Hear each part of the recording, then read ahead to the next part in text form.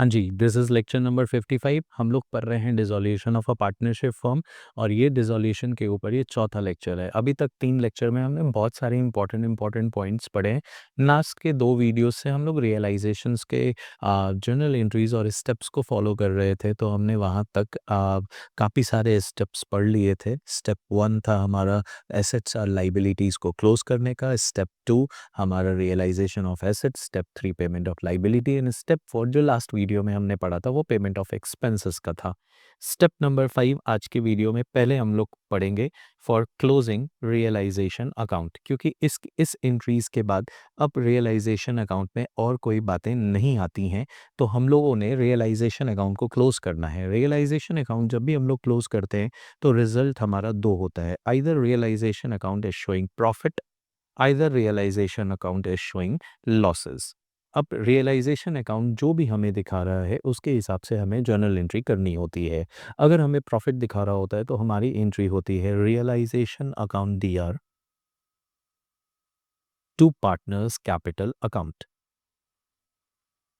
और अगर लॉसेस होता है तो हमारी एंट्री होती है partners capital account DR to realization account, और हम लोग रियलाइजेशन अकाउंट को क्लोज कर देते हैं। ये सारी एंट्रीज जो होती है वो प्रॉफिट शेयरिंग रेशियो में होती है जो क्वेश्चन में गिवन है, क्योंकि ओल्ड पार्टनर्स हैं और बिजनेस बंद हो रहा है, यहाँ कोई भी न्यू प्रॉफिट शेयरिंग रेशियो की बातें नहीं होंगी।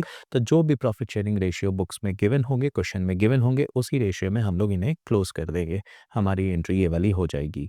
अब इसके बाद हमारा रियलाइजेशन अकाउंट क्लोज होता है। आज की वीडियो में और आने वाली वीडियो में हो सकता है हमें कुछ बातें करनी होगी जो छोटी-छोटी माइन्यूट सी बातें हैं, जिसके ऊपर हमारी बेस बिल्डिंग होगी आने वाले क्वेश्चंस की।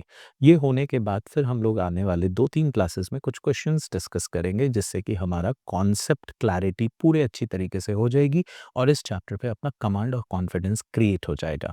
तो चलिए सबसे पहले हम लोग बात करते हैं। यहाँ पे आप लिख दीजिए इम्पोर्टेंट एडजस्टमेंट्स। इम्पॉर्टेंट एडजस्टमेंट्स जिसके ऊपर हम लोग ने अभी तक कोई बात नहीं की है, उसके ऊपर हम लोग बात करेंगे, ताकि वहाँ पे भी आपकी कॉन्सेप्चुअल क्लैरिटी क्लियर हो जाए और आने वाले क्वेश्चंस में कहीं पे भी कोई भी ड्रामा ना रहे, कोई भी डिस्कशन का पॉइंट ना छूटे, कोई भी डाउट ना रहे। तो पहला एडजस्टमेंट्स जो हम लोग सीखने वाले हैं वो है इन्वेस्टमेंट फ्लक्चुएशन रिजर्व को लेके। पर सर आपने इन्वेस्टमेंट फ्लक्चुएशन रिजर्व को लेके तो पहले ही दिन एक बात बताई थी। जी, उसी से रिलेटेड अपने एक बात और कह देते हैं, वो चीज़ें क्लियर हो जाएँगी। देखिए, 2 तरीके की बातें हैं इन्वेस्टमेंट फ्लक्चुएशन रिजर्व को लेके। पहली बात ये है कि अगर बैलेंस शीट में इधर इन्वेस्टमेंट्स गिवन हैं 1 लाख रुपए के और इधर इन्वेस्टमेंट फ्लक्चुएशन रिजर्व है 50,000 रुपीज़ का। अगर ये सिनेरियो आपके सामने बनता है, तो इस केस में जो मैंने अभी तक आपको बातें समझाई हैं कि investment fluctuation reserve will be transferred to credit side of realization account, जो मैंने आपको लेक्चर नंबर 2 में बताया था, and investment account will be transferred to debit side of realization account. जो बात मैंने आपको पहले बताई थी वही वाली बातें चल रही हैं। एज़ एन जो मैंने आपको फर्स्ट वाली वीडियो में बताया था ना, वही सिनेरियो को हमने यहाँ पे लिखा है। पर दूसरा सिनेरियो बहुत इम्पोर्टेंट है।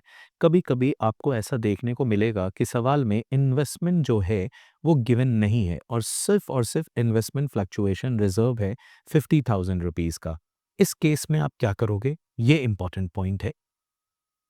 इस केस में आप हमेशा एक बात को याद रखना कि if investment is not given in the question, only only investment fluctuation fund is given in the question. If only investment fluctuation reserve is given in balance sheet,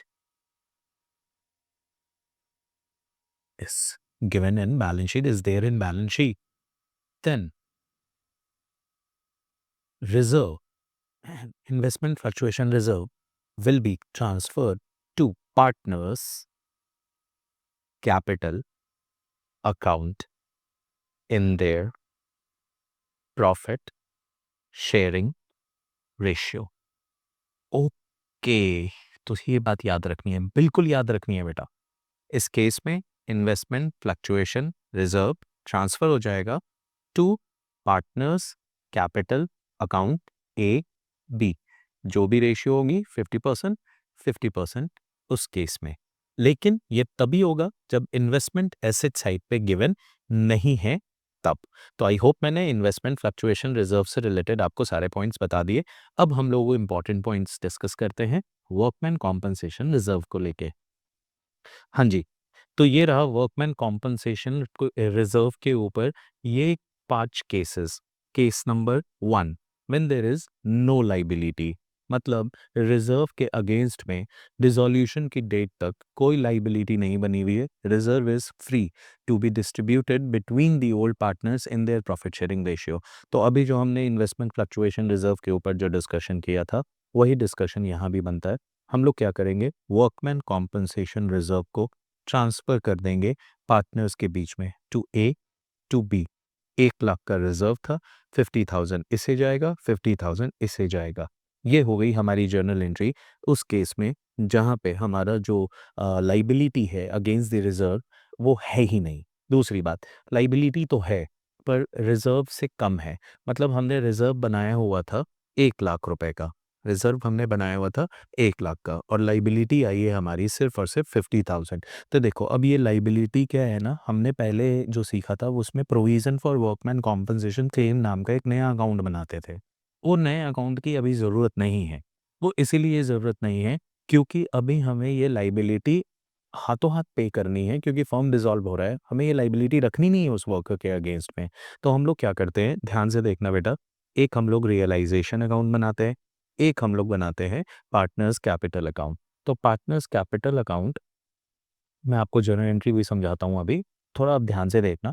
आप पहले क्या करोगे, ये जो लाइबिलिटी है, ये लाइबिलिटी 50,000 की, ये पहले रिजर्व में ट्रांसफर होगी, वर्कमैन कॉम्पनसेशन रिजर्व 50,000 रुपीज़ की, और ये बैंक के थ्रू पे भी हो जाएगी 50,000 रुपीज़ की रियलाइजेशन।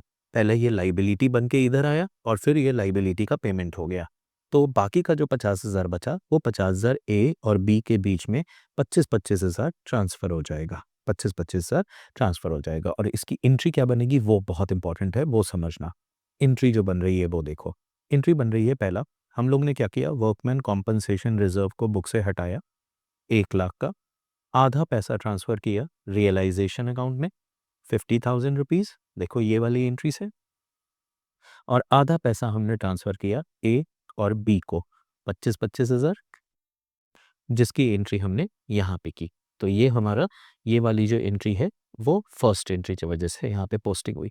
सेकंड एंट्री, अभी क्या है ना, हमारी 50,000 की लाइबिलिटी, और लाइबिलिटी रख नहीं सकते क्योंकि फर्म डिसॉल्व हो रहा है, तो ये लाइबिलिटी का पेमेंट कर दिया हमने, realization account debit to bank account 50,000 50,000। ये हमारी पोस्टिंग हो गई, ये स्टार्ट टू ये वाली एंट्री से। तो आई होप आपको ये कॉन्सेप्ट बिल्कुल अच्छे से समझ में आ गया होगा कि लाइबिलिटी जब रिजर्व से कम होती है तो क्या होता है। नेक्स्ट पॉइंट हम लोग करते हैं, जब लाइबिलिटी इक्वल हो रिजर्व के तो क्या करेंगे। तो ऐसे सिनेरियो में बहुत ईजी है, ये ध्यान देना,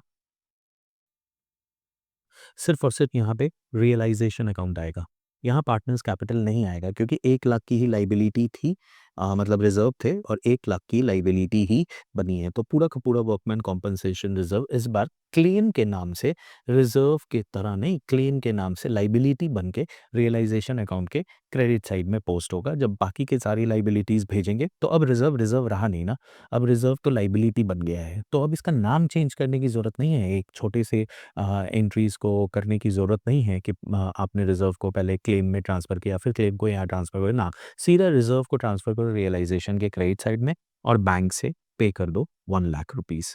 तो ये आपकी एंट्री क्या हो गई, ध्यान से बेटा ये एंट्री बता देता हूँ। पहली एंट्री जो हुई वो हुई workman compensation reserve account DR to realization account 1 lakh 1 lakh, और फिर सेकंड एंट्री जो हुई वो हुई realization account DR to bank account 1 lakh 1 lakh. I hope आपको ये बातें भी समझ में आ गई होंगी। अब वापस से हम लोग आते हैं नेक्स्ट कॉन्सेप्ट में। यहाँ पे लाइबिलिटी जो है वो 1.5 लाख की है और जो हमारा रिज़र्व है वो 1 लाख का है। तो हमारा रिज़र्व फिर से मैं यहाँ पे दिखा देता हूँ, 1 लाख का है। तो यहाँ भी आपने क्या बनाना है, रियलाइज़ेशन अकाउंट। मैंने पेन का कलर चेंज कर दिया, आपको दिक्कत नहीं होनी चाहिए। यहाँ हम लोग बनाएँगे रियलाइज़ेशन अकाउंट, यहाँ वर्कमैन कॉम्पेंसेशन रिज़र्व आएगा 1 लाख का, पर यहाँ पे जो बैंक से पे होगा वो कितना होगा, 1.5 लाख का पेमेंट होगा। और जो जर्नल एंट्री होगी वो बिल्कुल यही दोनों एंट्री होगी, ये वाली एंट्री होगी बट 1 लाख रुपीस से, और ये वाली एंट्री कॉपी हो जाएगी बट वो होगी 1.5 लाख से, सेम एंट्री होगी। Workman compensation reserve to realization account 1 lakh, but payment जो होगा वो realization account debit to bank account होगा 1.5 लाख। तो 50,000 का हमें यहाँ पे नुकसान हो जाएगा। लास्ट, ये तो बहुत ईज़ी है, हमारे पास रिज़र्व थे ही नहीं, हमारे पास सीधे-सीधे जो है वो लायबिलिटी थी। उस केस में हमने क्या करना है, हमारा रियलाइज़ेशन अकाउंट बनेगा, यहाँ पे कुछ रिज़र्व के लिए नहीं जाएगा, सीधा बैंक से हमारा पे हो जाएगा जो भी लायबिलिटी होगी। तो मान लेते हैं लायबिलिटी थी 30,000 रुपीज़ की, तो यहाँ पे पेमेंट हो जाएगा 30,000 रुपीज़ का, और जो एंट्री हो जाएगी वो ये वाली होगी। ये वाली एंट्री नहीं होगी पहले, ट्रांसफ़र वाली, ये लास्ट वाली एंट्री होगी realization account debit to bank account, वो भी 30,000 रुपीज़ से। तो आई होप आपको वर्कमैन कॉम्पनसेशन रिजर्व के सारे पॉइंट डिस्कस कर दूं, मैं फिर से एक बार रिवाइज करा दूं, बिल्कुल रिवाइज करा देता हूं। वर्कमैन कॉम्पनसेशन रिजर्व में कितने केसेस बनते हैं, 5 केसेस बनते हैं। ध्यान से देखना, थोड़ी खिचड़ी बन गई है, प्लीज़ आप ध्यान से समझना। पहला पॉइंट था जब लाइबिलिटी नहीं है तो उस केस में क्या होगा, पूरा का पूरा रिजर्व पार्टनर्स के बीच में ट्रांसफर हो जाएगा। दूसरा, लाइबिलिटी है पर वो लाइबिलिटी रिजर्व से कम है, तो जितनी लाइबिलिटी है वो लाइबिलिटी बन के रिजर्व के ही नाम से, बट लाइबिलिटी बन के रियलाइजेशन के क्रेडिट साइड में जाएगी, फिर डेबिट साइड से पे हो जाएगी, जैसे कि बाकी की लाइबिलिटीज पे होती है। एंट्री हो गई reserve account debit 1 lakh to realization, जितने की लाइबिलिटी है वो, और जो लाइबिलिटी नहीं है वो पार्टनर्स के बीच में ट्रांसफर हो जाएगी 25-25 हज़ार। तो इसी केस में रिजर्व जो है वो 2 टुकड़े में बटेगा, आधा जाएगा पार्टनर्स कैपिटल अकाउंट में, आधा जाएगा रियलाइजेशन अकाउंट में। अब दूसरे केस में क्या है कि लाइबिलिटी जो है वो इक्वल है रिजर्व के, तो इस केस में पूरा का पूरा रिजर्व हमारा लाइबिलिटी है, लाइबिलिटी मान के रिजर्व को रियलाइजेशन के क्रेडिट साइड में भेजेंगे, और बची हुई क्या, और वही लाइबिलिटी का फिर पेमेंट भी हो जाएगा रियलाइजेशन टू बैंक। अगर लाइबिलिटी ज़्यादा है रिजर्व से तो उस केस में क्या होगा, तो रिजर्व जितने की बने हुए हैं वो तो आप रियलाइजेशन के क्रेडिट साइड में भेजोगे ही, और बाकी की लाइबिलिटीज़ की तरह ये लाइबिलिटीज़ का जब वैल्यूएशन किया गया तो लाइबिलिटी ज़्यादा निकली, तो हमें 50,000 का एक्स्ट्रा लॉस हुआ, पर हमें पेमेंट तो करना ही है, तो हमने पूरा पेमेंट जो है रियलाइजेशन टू बैंक 1.5 लाख का कर दिया। पाँचवीं और सबसे लास्ट जो है जहाँ पे वर्कमैन कॉम्पेंसेशन रिजर्व बना ही नहीं है, पर अचानक से एक लाइबिलिटी अराइज हो गई, तो ऐसे केस में रियलाइजेशन एक क्रेडिट साइड में कुछ भी नहीं जाएगा, बट अनरिकॉर्डेड लाइबिलिटीज के नाम से ये नई लाइबिलिटी का पेमेंट होगा रियलाइजेशन टू बैंक, जो भी लाइबिलिटी होगी। इस केस में 30,000 थी तो 30,000 की। तो आई होप मैंने आपको आज बहुत ही इंपॉर्टेंट पॉइंट डिस्कस किए इन्वेस्टमेंट फ्लक्चुएशन रिजर्व के ऊपर और वर्कमैन कॉम्पेंसेशन रिजर्व के ऊपर। नेक्स्ट जो वीडियो हमारी आएगी वो हमने और आगे की टॉपिक्स के ऊपर बनानी है। अभी हमने treatment of goodwill partners loan के ऊपर डिस्कशन करना है, फिर हम लोग सीधा क्वेश्चंस पे जंप करेंगे। तो ये वीडियो बहुत छोटी सी थी, आई होप आपको बातें समझ में आई होंगी। मिलता हूँ आप लोगों से नेक्स्ट वीडियो में, आगे की बातें डिस्कस करूंगा। Till then take care, bye bye.